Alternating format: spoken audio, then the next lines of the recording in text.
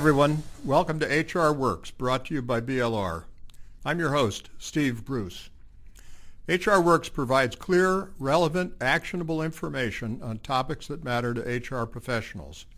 When you're armed with best practices, plus the knowledge to keep your organization in compliance, HR works. I don't need to tell anyone listening that the war for talent is heating up. But where are the pain points, and what strategies are helping? To get some hard data on today's recruiting landscape, we turn to talent acquisition experts at iCIMS. With over 3,000 clients who cover 2.3 million jobs a year, they've got good data. To help us sort it out, we asked iCIMS chief economist Josh Wright to join us. At iCIMS, Josh is responsible for analyzing proprietary data to produce fresh insights on emerging trends in the U.S. labor market. He contributes to the publishing of quarterly trends reports, as well as semi-annual reports and blog posts on ad hoc labor topics. In addition, he supports the development of software that allows clients to analyze their own performance relative to industry benchmarks by collaborating with data scientists, software developers, and marketing executives. You can join Josh at BLR's RecruitCon 2017, being held May 11th and 12th in Las Vegas, for his keynote, Navigating the New Normal, Recruiting Data in Times of Change. To learn more, visit recruitcon.blr.com. Stay tuned after this interview to learn how HR Works listeners can receive a discount.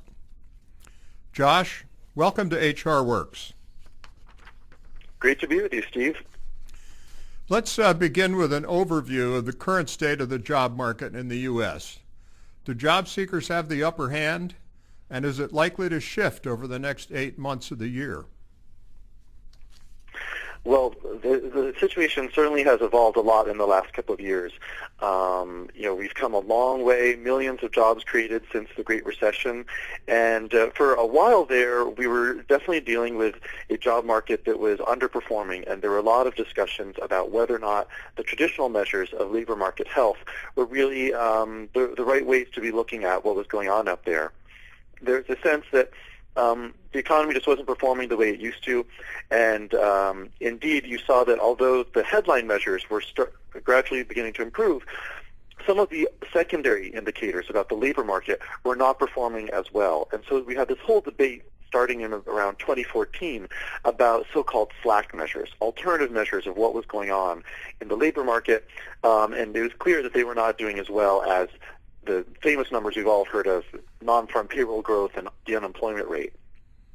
Well, fast forward a couple more years, and we've definitely seen some substantial progress across the board. So the headline numbers continue to have improved, and then some of these secondary measures have improved as well, although not quite as much. And yet we had some interesting news actually just yesterday. The Federal Reserve published the minutes from its meeting in March, and in those minutes we saw that these very influential policymakers, they basically consider us to be at what economists call full employment. They think that we're about as close as you can get to having as many people employed at one time as you can.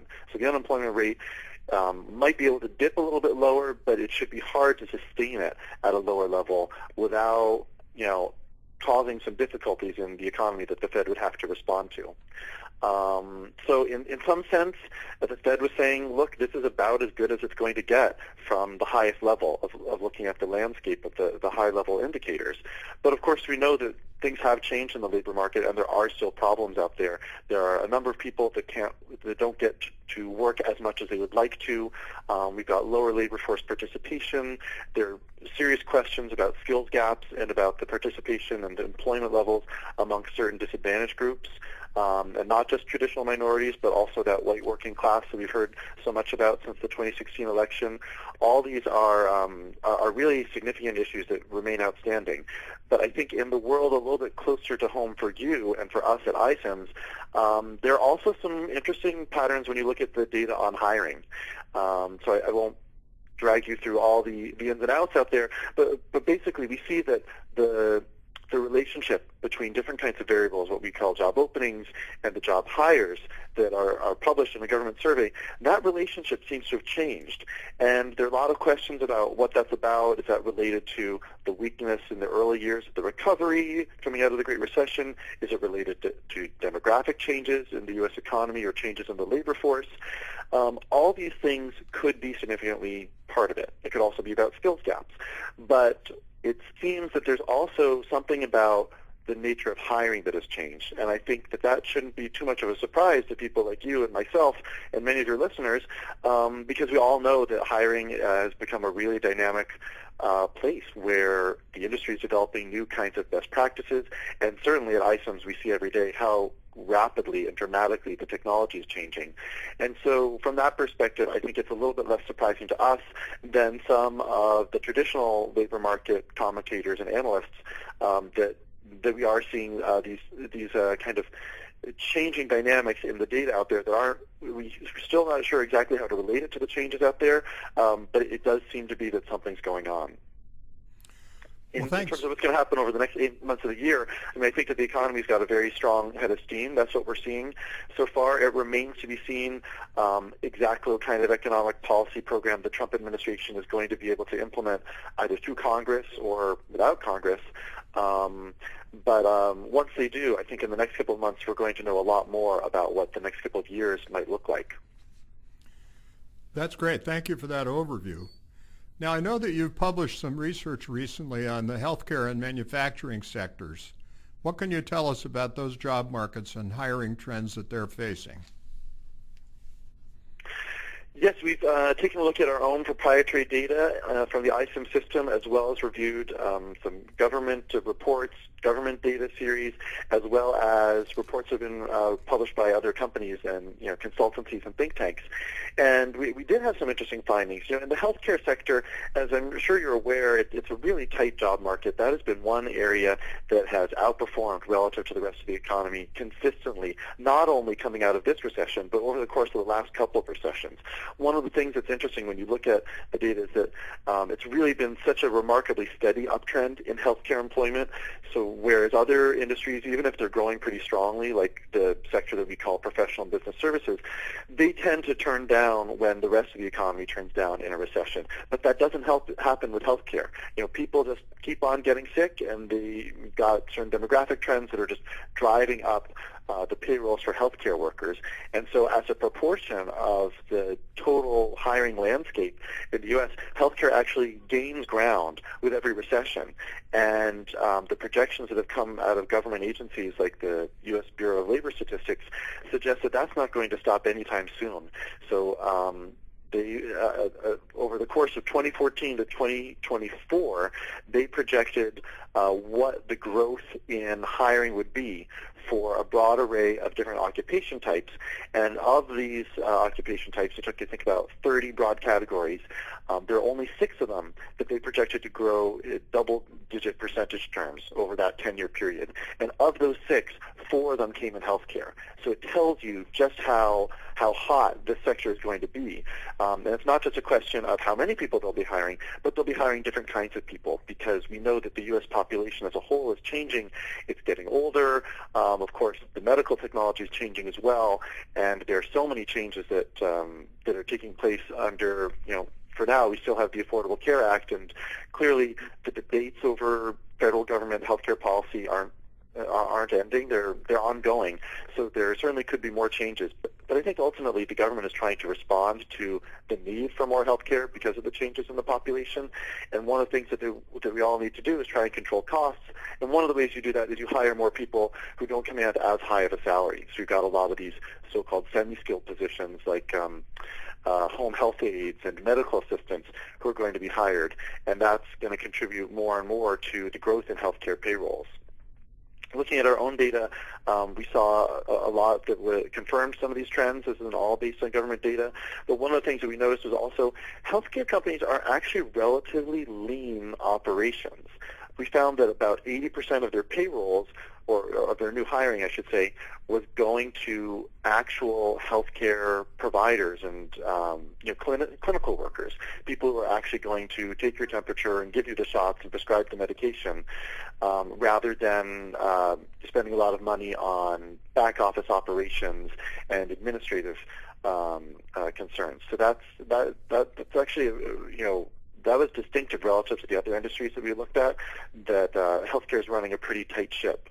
When we look over at, I was mentioning about the semi-skilled workers, there's also a question about who's going to take those jobs, because traditionally this has been viewed as women's work in a number of cases, not so much the doctors, but some of the lower skilled positions like health aides and nurses. And I alluded before to some of the changes in the U.S. workforce. What we see is that while women have been working more and more, men have slowly been decreasing their work in the amount that they are participating in the U.S. labor force.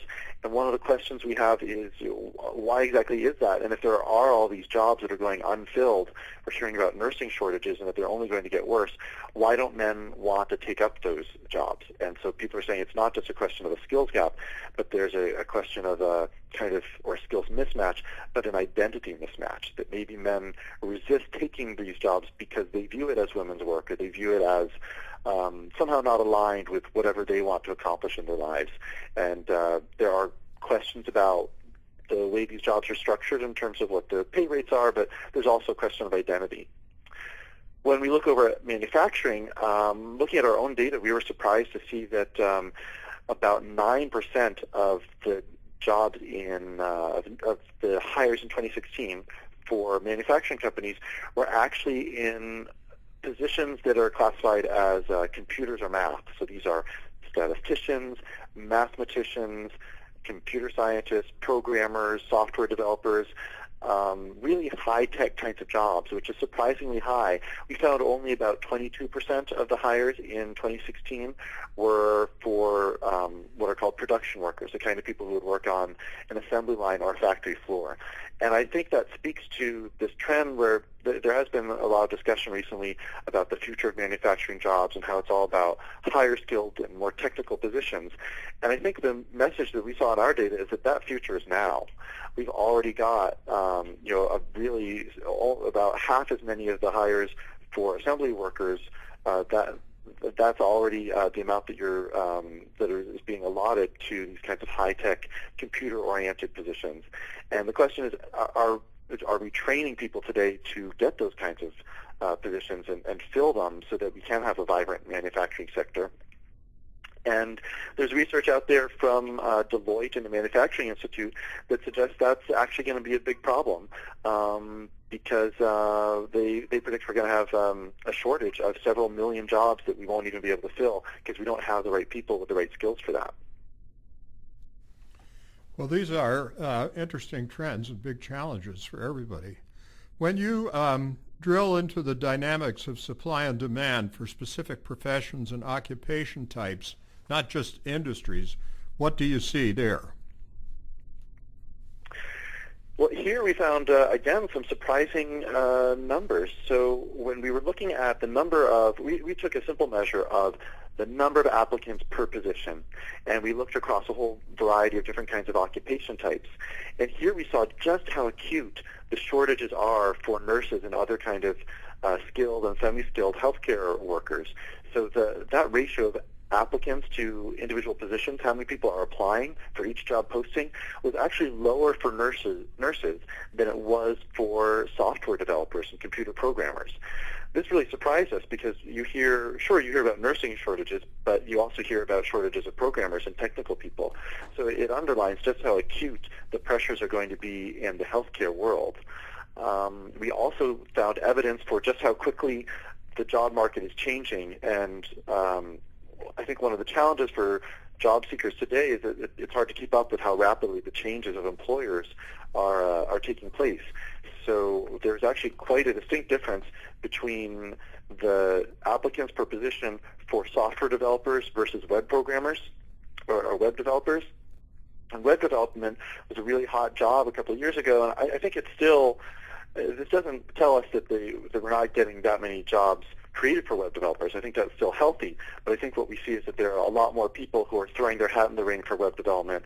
Perhaps they see it as easier to enter, or maybe they just think it's more interesting, but there are many more applicants for those positions, and I think that speaks to the fact that the workers are catching up with that demand, but they're not catching up as quickly with the demand for software development.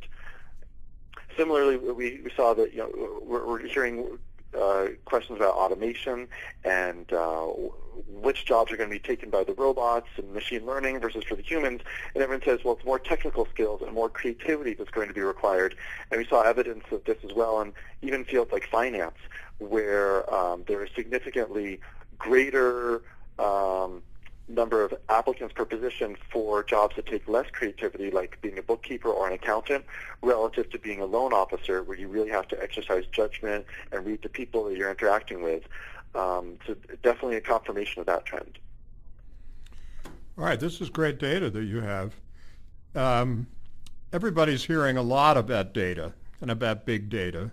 So what's happening with software to help HR managers collect meaningful data that they can use to refine their recruiting?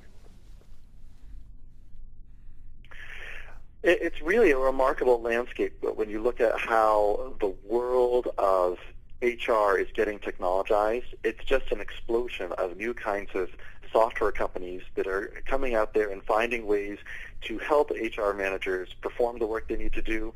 And as they help them do that work, that software ends up recording the actions and the behavior of both the HR managers and the employees, or in my world of talent acquisition, both the recruiters and the candidates as well.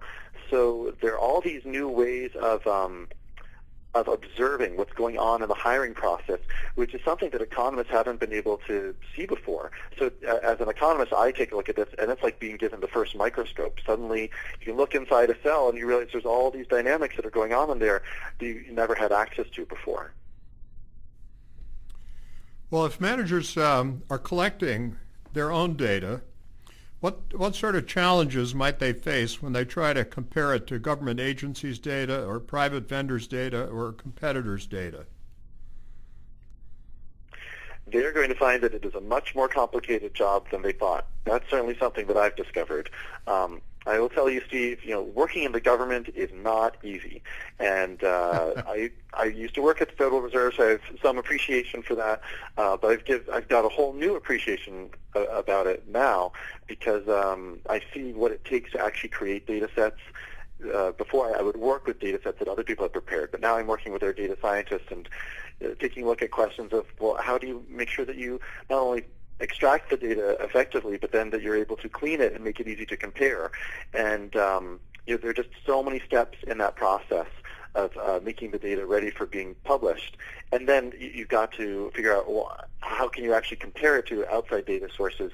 You've got to find ways to assign each of those companies in your data set to a particular industry. You've got to find a way to map each of the individual positions to a specific occupation code, because the data is really most meaningful once you aggregate it together and compare it both internally within your data and then comparing it to outside data sources. And there are a lot of ins and outs of figuring out what are those standards and how you're going to apply them to systems that in many cases were not developed with the idea of how are you going to map to government standards. And now you have to figure that out after the fact. You're going to take what you already have and connect the dots. So collecting it is one thing, and then really making it meaningful comparisons is going to be another challenge to go along with it. Seems also we have a periodic stream of news about changes in how candidates search for jobs and how recruiters search for candidates. What trends that recruiters need to be aware of today? Well, I've gone on at length about the kinds of issues that I'm interested in, the kinds of data that I'm working with. I think in some sense the changes in technology and data analysis, that's nice for data geeks like me who want to just think about these issues and help other people think about them. But I think from the perspective of a recruiter, it's really about being smarter and more efficient in your own job. And so that means looking at technology that's going to help you get through your own tasks more quickly, but also help you think about the work that you do in whole new ways. So we at iCIMS provide software that helps you keep track of everything that you're doing and streamline it into one kind of interface. And then we're also building a platform that allows you to integrate all the different tasks that all your different HR software might help you be, or all your different talent acquisition software might be helping you accomplish. And one of the most interesting things that some of these software providers are helping you do is get better at matching your individual jobs to individual candidates. And I think that's a really exciting thing to be involved with, improving our ability to match good people with good jobs. But I think that on top of all that kind of boosterism for technology and being clever, I think it's really important for recruiters to also step back and realize that being smarter about the way they do their jobs is not just about using the latest gizmos, but it's also about applying a skill set that I think is really core to being a recruiter. It's about applying critical thinking. Just as you have to bring critical thinking to reading a resume or interviewing a candidate, I think it's really important to bring critical thinking to the data that you're reviewing and understanding that you've always got to look beyond the surface.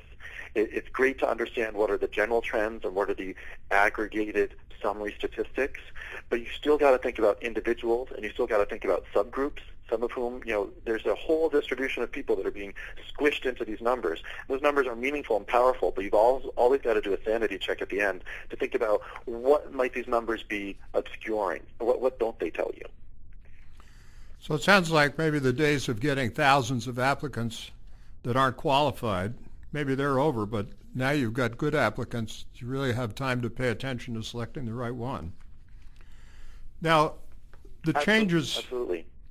These latest changes in technology and industry best practices, what implications do they have for the economy as a whole? Well, I think that if we can develop the ability to match people with jobs in a way that is more effective, get tighter fits between candidates and the positions, as well as get them into those positions more quickly, that should really increase the productivity of individual companies and the economy as a whole. We should have a lower level of what economists call frictional unemployment. We should just have lower unemployment in general, overall, all else equal, and we should see faster economic growth, and we should see happier, more productive people who can accomplish their tasks more effectively and are a little bit happier about the work that they're doing. I think also that if we are able to extract from these systems good data, as I've been suggesting, and we can now have better informed research and push the frontiers of the way we understand the work of HR and the work of talent acquisition, that could ultimately feed into better policies by governments and better practices by businesses, and that should also feed into faster economic growth as a whole, as well as happier employees. Well, that's a nice, bright outlook. To sum this all up, Josh, any final thoughts for our listeners? Well, I would say that although it is crucial to upskill yourself and develop your ability to engage with these technical subjects of data analysis and the new technologies that are coming online, it's crucial to keep it human in your work. And that's not just applying to critical thinking I was talking about before, but I think it's also important to speak up because policymakers, executives, and researchers like myself, we need to hear your human stories. We need them in order to make sure that we are not missing some of that reality, or what in the military they refer to as ground truth. You've got people in the Department of Defense making big decisions, but they need to know how people on the ground are affected by that and make sure that they stay in sync with them in some sense. So keep it human. That would be my final thought. Great, Josh. Thanks so much for joining us today and providing these very helpful insights. It was a pleasure. Remember, listeners, you can hear more from Josh at RecruitCon in Las Vegas, where he will serve as the opening keynote speaker on May 11th. RecruitCon 27 will arm you with the tools and tactics you need to keep up with new trends, streamline hiring processes, sharpen interview skills, improve onboarding, and more. And as promised, here's how HR Works listeners can receive a discount. Go to recruitcon.blr.com, click on the Register Today button, and during the registration process, enter the code HRWorks in all capital letters. That's one word, HRWorks, in the discount code box for $100 off your registration. Listeners, please let me know what HRWorks should cover next. sbruce@blr.com. Thanks for listening.